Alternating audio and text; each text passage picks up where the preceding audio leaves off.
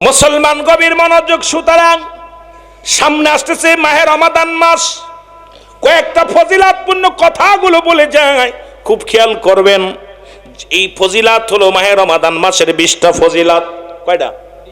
20টা ফজিলাত, যেগুলো কোরআন হাদিস দ্বারা প্রমাণিত হয়, যেটা আপনাদের আমার আপনার সকলের জন্য প্রয়োজনীয়।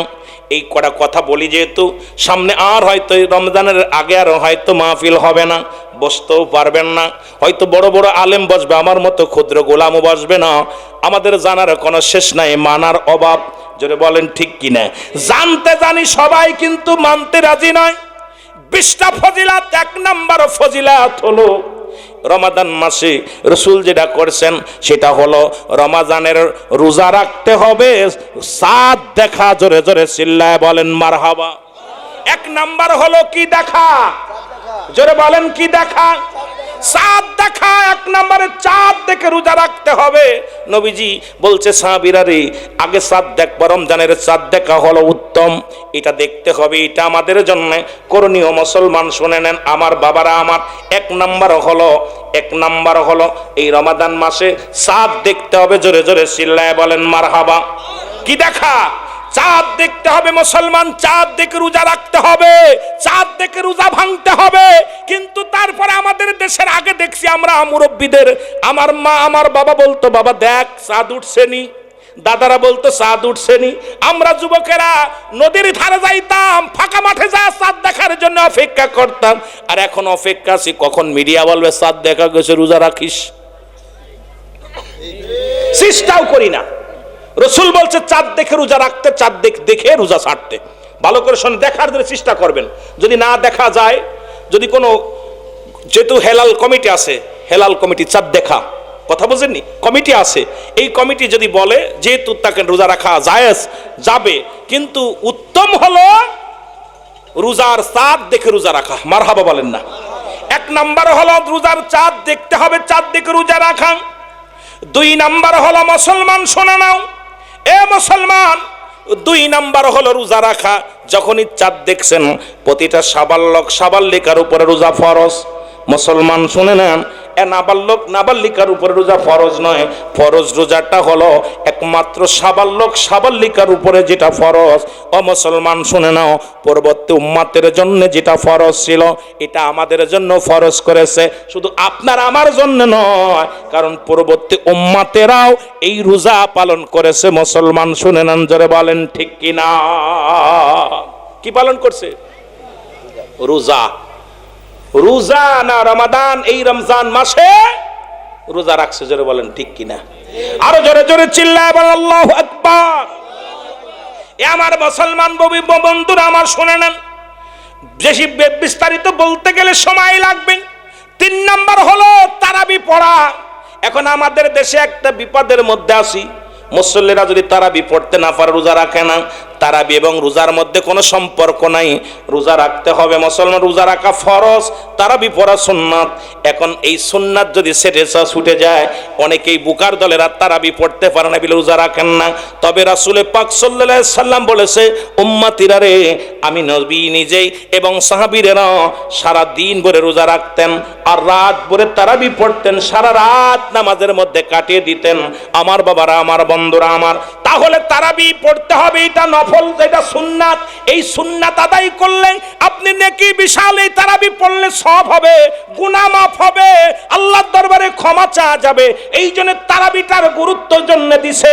তবে রোজাটা হলো ফরজ, তারাবি হলো সুন্নাত। এই ভুলটা করবেন না কেউ, এই ভুলটা করলে বিপদগামী হয়ে যাবেন। অনেকেই দেখে তারাবির সঙ্গে রোজার মিলায়, কই তারাবি পড়তে পারি নাই, রোজা রাখবো না। ও বুকার দলেরা, এটা হবে না, এটা হবে না। কারণ আপনি এই সুন্নাত নফল থেকে একটু দূরে থাকলেন, তবে ফরজ খবরদার ছাড়া যাবে না, ছাড়তে পারবেন না। তারাবি নামাজ আদায় করবেন, জোরে জোরে চিল্লায়া বলা যাবে না মারহাবা। এ মুসলমান গভীর মনোযোগ। 4 নম্বর হলো ইফতার করা, ইফতারের সময় মতো ইফতার করা।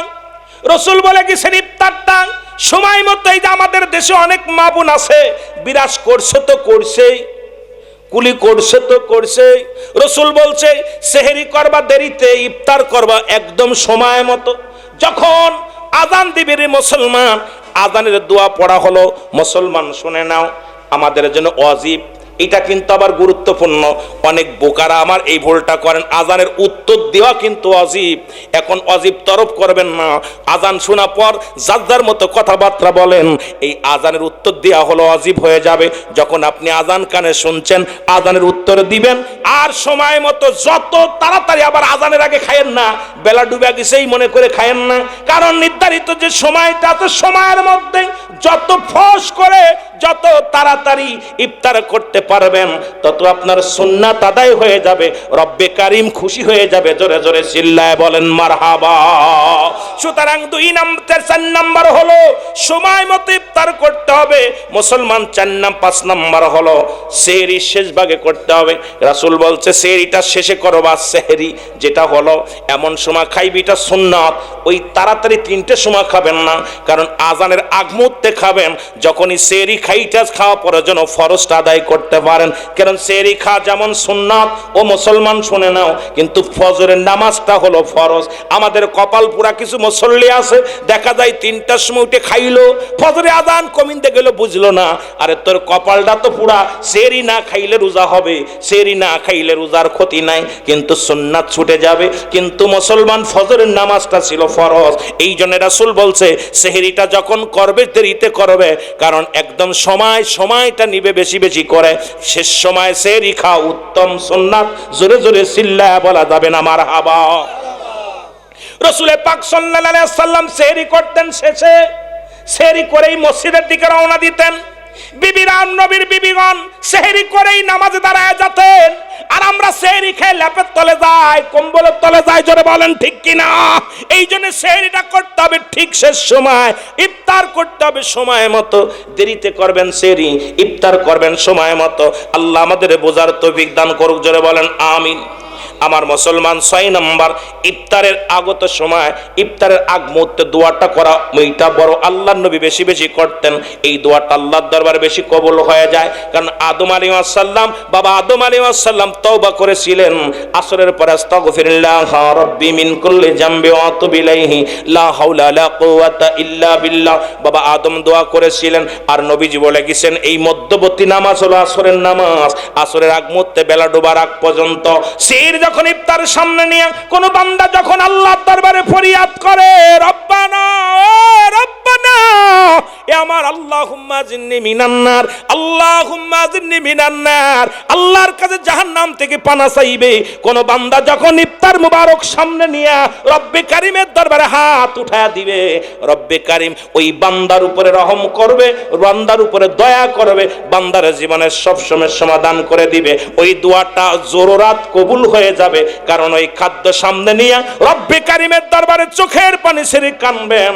আমার আল্লাহ ওই সময়টার দোয়াটা অতি দ্রুত কবুল করে নেয়। জোরে বলা যাবে না মারহাবা? আর একটু জোরে বলেন না মারহাবা। এ মুসলমান, 7 নাম্বার হলো রোজা রাখা পরে মিথ্যা পরিহার করতে হবে। মিথ্যা বলবেন না, রোজা রাখবেন দরকার নাই। মিথ্যা যদি পরিহার না করতে পারেন, খবরদার রোজা রেখে লাভ নয়। রোজা রেখে সবচেয়ে বড় ফজিলাত হলো মিথ্যা পরিহার করতে হবে। মিথ্যা বলা যাবে না। মিথ্যা যত বলবেন, মিথ্যা সমস্ত পাপের মা। রাসূল বলছে তোমরা যখন মিথ্যা কথা বলবা, তোমাদের রোজাগুলো ফেটে যাবে। তোমরা যখন মিথ্যা অধিকাংশের মধ্যে বলবা, তোমাদের রোজাগুলো ছুটে যাবে। খবরদার রোজা রেখে তোমরা মিথ্যা বলতে পারবা না। এই মিথ্যা পরিহার করে লাগবে রে মুসলমান। গভীর মনোযোগ। এই মিথ্যা কথা বেশি বেশি আমরা বলি, অনেক মিথ্যা বলি। আজ থেকে প্রতিজ্ঞা করব যেগুলো গুরুত্বপূর্ণ, যেহেতু ফজিলাতপূর্ণ, মাগুরাবাসীরা জানিয়ে দিয়ে যায়। অনেক লম্বা আলোচনা, লম্বা চওড়া, এটাকে নিয়ে আলোচনা করলে 2-4 ঘন্টা করা লাগবে। সংক্ষেপে কয়েকটা কথা বলি, মিথ্যা পরিহার করা লাগবে। এ মুসলমান, গভীর মনোযোগ। আপনার 9 নাম্বার হলো মুসলমান শুনে নাও, অন্য মানুষকে ইফতার করাইতে হবে। নিজে ইফতার করবেন, অন্য মানুষকে ইফতার করাইবেন। আমার দেশে আর একটা বিপদ আছে, নিজেরা চিন্তা করি। যদি কোনো বাড়ির দাওয়াত নিই, আমরা দেখেছি ছোটবেলা খুরমা একটা, খেজুর একটা কোমরে করে নিয়ে যায়, চাউল নিয়ে যায়, এবার পানি খায়ার চিন্তা করে। সারাদিন রোজা রেখে এই রোজাটা মানুষের দেওয়া যাবে না। খোদার কসম, খোদার কসম, যিনি ইফতার করাইবেন এই ব্যক্তিকে আল্লাহর নবী বলছে উত্তম খাবার খাওয়াইবে, তৃপ্তি সহকারে খাওয়াইবে। ওই কিছু খাওয়াবেন, দাওয়াত দিবেন, তারে তৃপ্তি সহকারে ইফতারি খাওয়াবেন। খাওয়ানোর পর ওই ব্যক্তির সারাদিন রোজা রেখে যে ফায়দা হাসিল করেছিল, এক চুল ফায়দা তার কমানো হবে না। ওই সমপরিমাণ সব আল্লাহ রাব্বুল আলামিন যিনি ইফতারি করাইবেন তার আমল নামায় দান করবে। জোরে বলা যাবে না মারহাবা। রাসূল বলছে উত্তম খাবারগুলো গ্রহণ করবেন, উত্তম দাওয়াত দিয়া সুন্দর সুস্বাদু খাবার খাওয়াবেন। যখন ব্যক্তি যত খুশি হবে তত আল্লাহর দরবারে সে খুশি তৃপ্তি পাবে, মনে শান্তি পাবে, আত্মা থেকে দোয়া আসবে। সুতরাং আমার বাবারা, আমার বন্ধুরা, আমার এই ভুলটা করা যাবে না। যখন মানুষ ইফতার নিজেরা করবেন, অন্যকে করাইবেন, বেশি বেশি ইফতার করাইবেন। যারা পাবেন তারই ইফতার করানোর জন্য চেষ্টা করবেন। খালি নিজে খাওয়ার জন্য বসে থাকবেন না, নিজে খাবেন, অন্যরে খাওয়ানোর চেষ্টা করবেন। আমার রাসূল বলে গেছে, মুসলমান শুনে নাও, 10 নম্বর হলো মুসলমান শুনে নাও, এই মাসে কুরআনুল কারীম শিক্ষা দিবেন। কারণ এই মাসে কুরআনুল কারীম নাজিল হয়েছে, এই রমাদান মাসে কুরআন নাজিল হয়েছে। লাইলাতুল কদর, লাইলাতুল কদর বলা হয়। মুসলমান শুনে নাও। আর মুসলমান আমার বাবারা, আমার এই মাসে বেশি বেশি নিজে কোরআন তেলাওয়াত করবেন। যদি নাও পারেন কোরআনের একটা দুইটা আলিফ বা তা সাজা পারেন তাই ধরবেন। যদি না পারেন কোরআনটা বুকে ধরবেন, না পারলে কোরআনটারে চুমো দিবেন, চোখে লাগাবেন, মুখে লাগাবেন, কোরআনটারে ধরে চোখের পানি ছেড়ে কাঁদবেন, আল্লাহ এই মাসে কোরআন নাজিল করেছ, আমার সিনার ভিতরে কোরআন ঢুকতে পারে নাই। আপনি চোখের পানি ছেড়ে রব্বে কারিমের দরবারে কাঁদবেন। কারণ নিজে তেলাওয়াত করবেন, অন্যকে আরো শিক্ষা দিবেন। যেটুক পারেন সেইটাই শিখাবেন। যদি 3টা অক্ষর শেখেন 3টা অক্ষর শিখাইবেন। পড়ো আলিফ বা তা সা, এর নেকি একটা হরফ যখন উচ্চারণ করবেন 10টা করে নেকি তার আমলনামায় লেখা হবে। আর মাহে রমাদান মাসের খাতিরে একটা হরফের বিনিময়ে 70টা করে নেকি রব্বে কারীম আল্লাহ তারে দান করবে। জোরে জোরে চিল্লায় বলো মারহাবা। আরো জোরে জোরে বলা যাবে না মারহাবা। রাসূল বলছেন নিজে কোরআন পড়বে, অন্যকে শিক্ষা দিবে। মারহাবা বলেন না। সুতরাং এই কোরআনের দিকে খেয়াল রাখবেন ও যুবক। 11 নম্বর হলো মুসলমান দান সদকা বেশি বেশি করবেন। সুবহানাল্লাহ বলেন।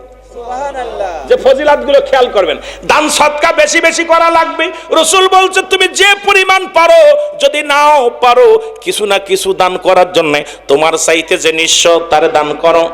দেখা যায় একজন চাউল কিনতে পারে না, ডাউল কিনতে পারে না, একটু ইফতারি কিনে দিলেন, 10 টাকার ছোলা কিনে দিলেন, 10টা টাকার কিছু কিনে দিলেন। কারণ তো আপনার সাধ্য মতো, আপনার কাছে তো বলতেছেন আপনি বড় একটা গরু দেন, বড় 10,000 টাকা দেন, যেটুক পারবেন। নবী বলছে তোমরা বেশি বেশি দান সদকা করবা।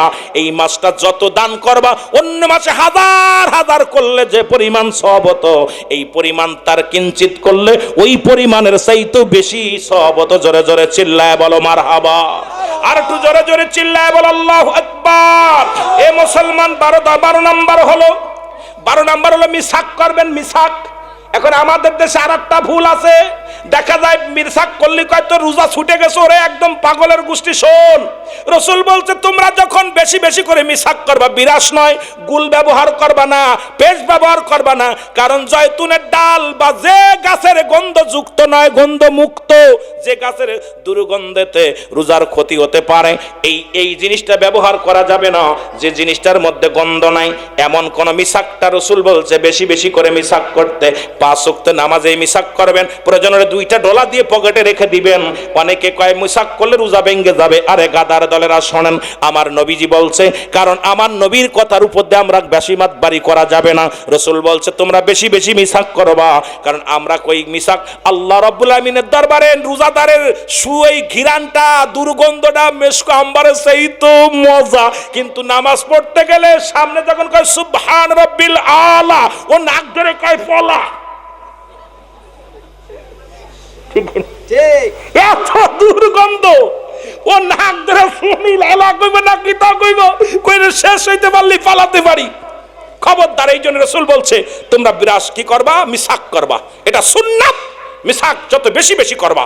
কারণ তুমি জোহরের সময় করলা, নামাজ যদি নাও পারো 5 ওয়াক্ত নামাজের আগ দিয়ে জোহরে করলা, ফজরে করলা, আসরে করলা, মাগরিবে করলা, এই 2-3 বার মিসাক করলে মুখের থেকে দুর্গন্ধ চলে যাবে। তবে একটা সুগন্ধ, একটা যখন যে সুগন্ধটা আসবে ওটা মিশক আম্বারা সেই তো উত্তম। কিন্তু বিরাসটাকে করে নেবেন, মিসাকটা করে নেবেন। কথা বুঝেননি? আবার গুল ডলে থুয়েন না, গুল ডলে থবেন না আমার বাবারা। আমার বন্ধুরা আমার গভীর মনোযোগ শুনে নাও, আমার বাবারা আমার ও আমার ভাইয়েরা আমার, 13 নাম্বার হলো উমরা করা। রসুল বলছে তোমরা যত দূর পারো মাহে রমাদান মাসে বেশি বেশি আমার রোজা পাকে আসবা, আমি রসুলের পাশে আসবা। এই মাহে রমাদান মাসে যত পারবেন সাধ্য থাকলে উমরা করবেন। নবীর রওজা শরীফ দেখে সাদ মেটে না, দিদার দাও হে শাহে মদিনা। নবীর রওজা শরীফ দেখে সাদ মেটে না, দিদার দাও হে শাহে মদিনা। গজল আর গাছ সময় নাই, কারণ ওয়াজ করে শেষ করতে পারবো না, 2টা গাইছি তাই তো সময় বেশি নষ্ট করে ফেলেছি।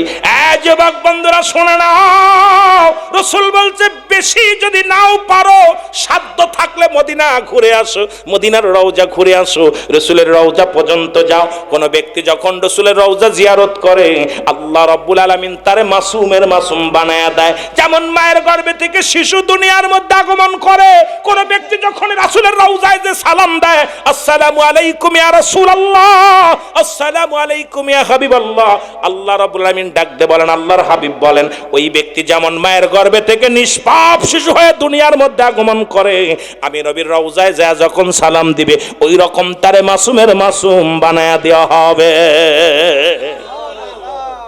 সাধ্য থাকলে, টাকা পয়সা থাকলে মদিনায় যাবেন, উমরা করবেন, উমরা করবেন। কথা বুঝেননি আমার ভাইয়েরা, আমার মাগুরার বাবারা শোনা নাও, গভীর মনোযোগ। 14 নম্বর হলো এই 10 দিন ইতিকাফ করতে হবে। এখন ইতিকাফ এই 10টা দিন, শেষের 10 দিন রহমত, মাগফিরাত, নাজাত, শেষের 10টা দিন ইতিকাফ করা লাগবে।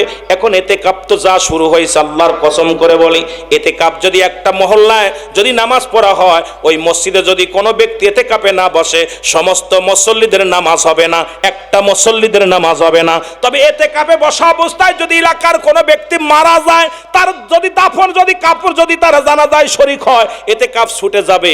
আর আমাদের দেশে ইতিকাফে বইয়া মোবাইল টেপে আর গেম দেখে, দেখি বাবা রে মসজিদের মধ্যে বইয়া বইয়া মোবাইল খালি টেপে আর বোর লগে কথা কয়, মায়ের লগে কথা কয়, কিরে বেচা কিনা কটা কেনা করছি রে, ও সুকিনা শাড়ি ব্লাউজ কিনছো, সময় কিনছো, আই কপাল পোড়া, তোর এতে কাপ ছুটে যাবে, 1 মিনিট হবে না। এতে কাপ শব্দের অর্থ আবদ্ধ, মরে যাওয়া। ওই 10টা দিন তোর বউ নাই, ছেলে নাই, মেয়ে নাই, একমাত্র রব্বে কারিমের গোলামি করবি। যদি গোসল ফরজ হয় তাহলে করবি, আর যদি গোসল প্রয়োজন না হয় বিনা কারণে মসজিদ থেকে বাইর হবি না। বসে বসে ইতিকাফে বইয়া তসবিহ টিপবি, বয়া বয়া কোরআন তেলাওয়াত করবি, বয়া বয়া সিজদায় লুটায় পড়বি। কিন্তু বর্তমান আমার দেশে মাগুরাতে কিছু ইতিকাফ হয়, দেখি ওর মধ্যে বয়া বয়া বোর লগে আলাপ করে, মেয়ের লগে আলাপ করে, ছেলের লগে আলাপ করে, বাড়ি বাজার করে, রাস্তাঘাটে ঘোরে, আবার ইতিকাফে বয়। ওই ভণ্ডামি করা লাগবে না, ইতিকাফ হবে না। কারণ এটা হলো ফরজে কিফায়া। জানাজার নামাজেও যদি ইতিকাফে থেকে যদি বাইরে আসে, ভালো করে ফতোয়া শোনেন, ইতিকাফে বসা অবস্থায় যদি ফরজে কিফায়া জানাজার নামাজে কোন ব্যক্তি মহল্লার জানাজায় শরীক হয়, তার ইতিকাফ ছুটে যাবে। সুতরাং ইতিকাফ বসা অবস্থায় যদি নামাজে, জানাজার নামাজে যা যাওয়া যায়, তুমি বয়া বয়া গল্প করো কোন ফতোয়ায়, তুমি বয়া বয়া বল লগে কথা কও কোন ফতোয়ায়, মেয়ের লগে কথা কও কোন ফতোয়ায়। মুরব্বীদের সঙ্গে ইতিকাফে বইয়া সামনের কাতারে বইয়া টাকার হিসেব করে, কত ইমাম সাহেব পাইলো, কত মৌলভী পাইলো। ওর গাঁট ধরে মসজিদ থেকে, গাঁট ধরে বের করে দিবেন মসজিদ থেকে। ইতিকাফে বসা অবস্থায় কি ডাকি করলো দুনিয়া চিন্তা না, আজানটা পড়বে এক পাশে বসে, যদি পারে ওখানেই বসে নামাজটা পড়বে। যদি দেখা যায় কাতার সংকট হয়ে গেছে, যেহেতু কাতার পড়তেছে না, এই কারণে তখন ইতিকাফ উনার আবদ্ধ জায়গা থেকে, একটা নির্দিষ্ট জায়গা থেকে উনি উঠে যে দাঁড়াইতে পারবে নামাজে। নামাজটা ফরজ নামাজ, সালাম ফিরাইয়া একটা সেকেন্ড বসতে পারবে না, উনি আবার ওনার জায়গায় চলে আসবে। আর যদি ওখানে দাঁড়ানো অবস্থায় যদি সিরিয়াল হয়ে যায়, তাহলে উনি ওখান থেকে সরবে না। কিন্তু আমার দেশে ইতিকাফ ওই কোনায় বসে যায়, সামনের কাতারে যায় নামাজে বইয়া, এই কয় টাকা উঠছে রে, এ কিটা কিটা ঠাহা দিছে দেখ দি, এই এই তোরে বসতে কইছে কি, ডাই মাতবার বদমাইশ। ইতিকাফে বসছ ভণ্ডামি করতে, এগুলো চলবে না। ইতিকাফে বসছ সারা জীবন। ইতিকাফে ফরজে কিফায়া জানাজার নামাজ, ওই মসজিদে জানাজা ওই জায়গা হচ্ছে, আর এই জায়গায় এসে জানাজা পড়তে ওর ইতিকাফ ছুটে গেছে। এত সহজ ইতিকাফ। ইতিকাফ রাসূল বলছে না, সাহাবীরা করছে না। ইতিকাফে বইয়া বাজার ঘাট সব কি যে শুরু করছে, আবার কিনে কিনে ইতিকাফ পুরায়। ইতিকাফ হলো যে ব্যক্তি নামাজটা পড়েছে একমাত্র তাদের মধ্যে যে কোনো এক বা একের অধিক বসলে এই ফরজে কিফায়া আদায় হয়ে যাবে। যদি কোনো ব্যক্তি না বসে পুরো মহল্লার মানুষ দায়ী হয়ে যাবে। আর যদি একজন ব্যক্তি আপনাদের সবার তরফ থেকে একজন বসে, সবার এটা ইতিকাফ তাদের আদায় হয়ে যাবে, ফরজে কিফায়া এটা আদায় হয়ে যাবে। জোরে বলেন না মারহাবা।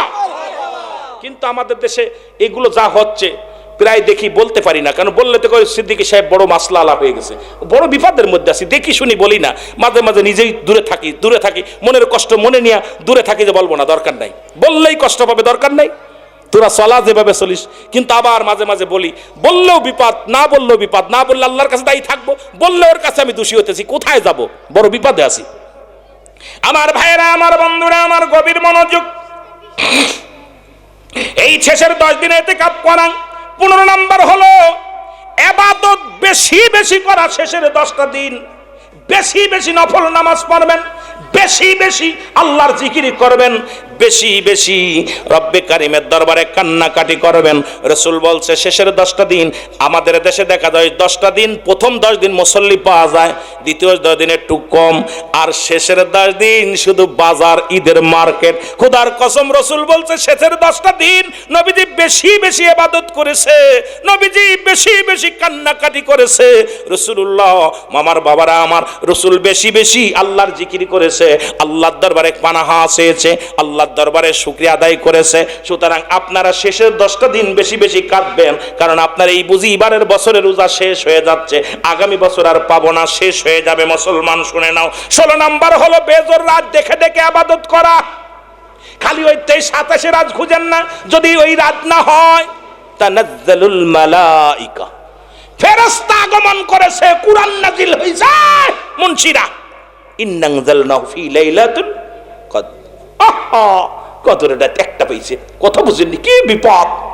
আমার ভাইয়েরা, আমার বন্ধুরা আমার, এই রাসূল বলছে তোমরা বেজোর রাত 21 রাত, 23 রাত, 25 রাত, 27 রাত, 29 রাত, এই বেজোর রাতগুলো রাসূল নিজে জেগে জেগে কাটাইতেন, নফল নামাজ পড়তেন। আমাদের ইমাম মৌলভী হাফেজকারী যারা আছেন, ওই খুঁজে পাইছে 27-এর রাত, ওই দিনই বুঝি আল্লাহরে পাবে, আর অন্য দিন নাই। এই জন্য অনুরোধ করি, রাসূল বলছে শেষের 10টা দিন বেজোর রাতগুলো দেখে দেখে ইবাদত করবেন। কিছু যদি না পারেন 2-4 রাকাত নফল নামাজ বেশি বেশি করে পড়বেন বেজোর রাতগুলো, কারণ 21 রাত্রে আল্লাহর দরবারে লাইলাতুল কদর খুঁজবেন, 23 রাত্রে লাইলাতুল কদর খুঁজবেন মুসলমান, 25 রাত্রে লাইলাতুল কদর খুঁজবেন, 27 রাত্রে লাইলাতুল কদর খুঁজবেন, 29 রাত্রে লাইলাতুল কদর খুঁজবেন। নবী বলছে সাহাবীরা রে, তোমরা বেজোর রাতগুলো দেখে দেখে বেশি বেশি আল্লাহর দরবারে কানবা, বেশি বেশি রব্বে কারিমের দরবারে প্রার্থনা করবা, নফল বন্দেগী করবা, কোরআন তেলাওয়াত করবা, আল্লাহ জিকির করবা, নবীর দুরূদ পড়বা, একটু 2 রাকাত 4 রাকাত বেশি বেশি করে পড়বেন। আল্লাহ ওই রাতটা যদি কপালে হয়ে যায়, ও মুসলমান, তাহলে তো কপাল খুলে গেল। জোরে জোরে চিল্লায়া বলা যাবে না মারহাবা। 17 নম্বর হলো মুসলমান সদকাতুল ফিতরা। রোজার অবস্থায় এই মাসটা সদকাতুল ফিতরা, যেটা ফিতরা বলা হয়, এটা আদায় করতে হবে। ওই মুসলমান ঈদের চাঁদ ওঠার আগেই এইরকম আপনাকে সদকাতুল ফিতরা, এটা আপনার দেহটাকে পবিত্র করার জন্য এই ফিতরা আদায় করতে হবে। সন্তান, ছেলে মেয়ে, পরিবার ও পরিজন যারা আছে, এদের এই ফিতরাগুলো মুসলমান শুনে নাও, তাদের ফিতরাগুলো আদায় করা লাগবে। রাসূল বলছে সদকাতুল ফিতরা যেন আদায় করে আমার কাছে সে যেন পবিত্রতা অর্জন করে, তার দেহটা যেমন জ্বালিয়ে পুড়িয়ে দেওয়া হয়। রোজার শাব্দিক অর্থ হলো জ্বালিয়ে পুড়িয়ে দেওয়া। দেহের মধ্যে একটা অংশ থাকে সাদকায়ে দেওয়া, যেমন জাকাত দিলে মাল পবিত্র হয়, যেমন জাকাত দিলে মাল পবিত্র হয়, তদ্রূপ রোজা রাখলে আপনার দেহটা পবিত্র হয়। আর ওই জাকাত যখন সদকাতুল ফিতরা দিবেন, আপনার দেহটা আল্লাহ পবিত্র করে দিবে। এই জন্য আপনার সন্তানাদি সবার সদকাতুল ফিতরা আদায় করবেন, এটা খুব খেয়াল রাখবেন। জোরে জোরে চিল্লায় বলা যাবে না মারহাবা। এ মুসলমান শুনে নাও। 18 নম্বর হলো ক্ষমা চাইতে হবে আল্লাহর দরবারে বেশি বেশি জাহান্নাম থেকে। আল্লাহুম্মা আজিরনি মিনান নার, আল্লাহুম্মা আজিরনি মিনান নার। নবীর সাহাবীরা এই 10টা দিন শুধু কাঁদতো। জাহান্নাম থেকে মুক্তির শেষ 10 দিন হলো রব্বে কারিমের দরবারে কান্তর বলতো আল্লাহ আল্লাহ আল্লাহুম্মা জিন্নি মিনান নার, আল্লাহুম্মা জিন্নি মিনান নার। আপনি সবসময় ক্ষমা চাইবেন, আল্লাহর কাছে মাফ চাইবেন। মুসলমান শুনে নেন, আল্লাহর কাছে মুসলমান শুনে নাও, এ মুসলমান শুনে নাও, গভীর মনোযোগ। 19 নাম্বার হলো সাধ্য অনুযায়ী মানুষকে দান খয়রাত করবেন। সাধ্য অনুযায়ী আপনার যে বললাম যা যেটুকু তৌফিক নেয় সে অবস্থায় আপনি দান ধ্যান করবেন। আমার মুসলমান গভীর মনোযোগ, সাধ্য অনুযায়ী আপনি দুনিয়ার মধ্যে যারে পাবেন সাধ্য যেটুকু আছে সেটুকু দান করবেন। নাই কথা বলে সান্ত্বনা দিবেন, ভাইরে রোজা আছেন, আহা আল্লাহ আপনার দয়া করুক। যদি এইটুকু সাধ্য আছে না, মানুষের মাথায় একটু হাত বুলাই দেওয়ার মতো ক্ষমা না, যেটা একটু বুঝ দেবেন মানুষটা অসহায় রোজা আছে, কিছু দেওয়ার মতো নাই, তবু তাকে একটা আসসালামু আলাইকুম ভাইজান, কেমন আছেন, রোজা আছেন ভাই, কেমন কি আছেন, একটু কৌশল বিনিময় করবেন। রাসূল বলছে যদি কিছু না পারো মানুষের কৌশল বিনিময় করবা, কথা দিয়ে মানুষকে ভালোবাসা দিবা, প্রেম দিবা। কারণ কি তোমার অন্য মুমিনের তোমার মুখের ভাষা দ্বারা, তোমার কথা দ্বারা অনেক মুমিনের দেহটা ঠান্ডা হয়ে যাবে, কলিজাটা ঠান্ডা হয়ে যাবে। কিন্তু আমাদের ব্যবহার এমন, মুসলমান আমার গভীর মনোযোগ, সবচেয়ে বড় বিষয় হলো এখানে শুধু সাধ্যমতার মুসলমান, পৃথিবীর মধ্যে ঝগড়া খিবাব থেকে মুসলমান সবচেয়ে বড় বিষয় হলো এইটা হলো রোজা রাখা অবস্থায় ঝগড়া ফ্যাসাদ থেকে দূরে থাকা। যদি কোনো ব্যক্তি পায়ে পাড়াতে ঝগড়া করতে চায় বলবেন ভাই আমি রোজা আছি, যদি কেউ গালি দেয় বলেন ভাই রোজা আছি, একটা চর মারছে খেয়ে চলে আসেন, খবরদার প্রতিবাদ করবেন না। কারণ রাসূল বলছে তুমি একটা কথাই বলবা মায়ে রমাদান মাসে কেউ তোমাকে গালি দিছে আর সঙ্গে সঙ্গে তুমি একটা উত্তর দিবে আমি রোজা আছি, আর প্রয়োজন নাই। কারণ এর পরেও যদি তোমাকে কই ব্যক্তি কষ্ট দেয়, কোন রকম তোমার উপরে দুর্ব্যবহার করে, আল্লাহ রাব্বুল ইয়াউমুল কিয়ামতের ময়দানে তাদেরকে এত বেইজ্জতি করবে। কারণ রোজাদারের সঙ্গে তার খারাপ ব্যবহারের করার কারণে, রোজাদারের সঙ্গে দুর্ব্যবহার করার কারণে রব্বে কারীম তার ভালোবাসা থেকে তারে ছিটকে ফেলে দিবে। ওই বান্দার উপরে রহম করবে না। যে ব্যক্তি বান্দার উপরে রহম করে না, আল্লাহ ওই বান্দার উপরে রহম করে না। আল্লাহ যেন আমাদের করার তৌফিক দান করে, জোরে জোরে বলুন আমিন। এ মুসলমান 20 নাম্বার হলো গুনাহ হইতে ক্ষমা চাইতে হবে। গুনাহ হইতে, খালি কত গুনাহ করছেন, চোখটা বন্ধ করে একটু তাকান না, একটু খেয়াল করেন কত দাড়ি পালায় ফাঁকি দিছেন, মাপতে যা ফাঁকি দিছেন, মিথ্যা বলেছেন, কত মাল ফাঁকি দিয়ে বেচছেন, কত ঠকবাজি করছেন, কত জিনা করছেন, অন্যায় করছেন, ব্যভিচার করছেন। একটা বারবার ক্ষমা চাইবেন। রাসূল বলছে তোমরা বেশি করে ক্ষমা চাইবে রব্বে কারীমের দরবারে। আমার বাবারা আমার, এইবার দরকার ছিল বর্জন এবং করণীয়, এই দুইটা নিয়ে আলোচনার দরকার ছিল। রোজা রেখে কি বর্জন করতে হবে, রোজা রেখে কি করণীয় হবে, এইটা নিয়ে আলোচনা করতে গেলে আরো 1 ঘন্টার প্রয়োজন। তবে আপনাদের ফজিলাত, এই 20টা ফজিলাত বর্ণনা করলাম, রাত বেশি হয়ে গেছে, আর আগাবো না আলোচনায়। তবে বাজানেরা আমাদের বর্জনের করতে হবে যে এগুলো, সবচেয়ে এক কথা হলো, এক কথায় বুঝাইয়া দেয়া যায় রোজা রাখা অবস্থায় সমস্ত খারাপ কাজ, সমস্ত ফায়সা কাজ, সমস্ত দুনিয়ার মধ্যে সমস্ত পরিহার করে রব্বে কারীমকে সন্তুষ্ট রাখতে হবে। এটাই হলো রোজার একমাত্র পবিত্রতা হওয়ার উত্তম পন্থা। সবাই সদা সর্বদাই চেষ্টা করবেন এই মাহে রমাদানের যেন পবিত্রতা রক্ষা করতে পারি। আল্লাহ যেন আমাদের কবুল করে, জোরে জোরে চিল্লায় বলো আমিন। এসেছেন যত নবী সকলেরই ইমাম, সালাম তোমায় গো নবী, হাজারো সালাম নবী।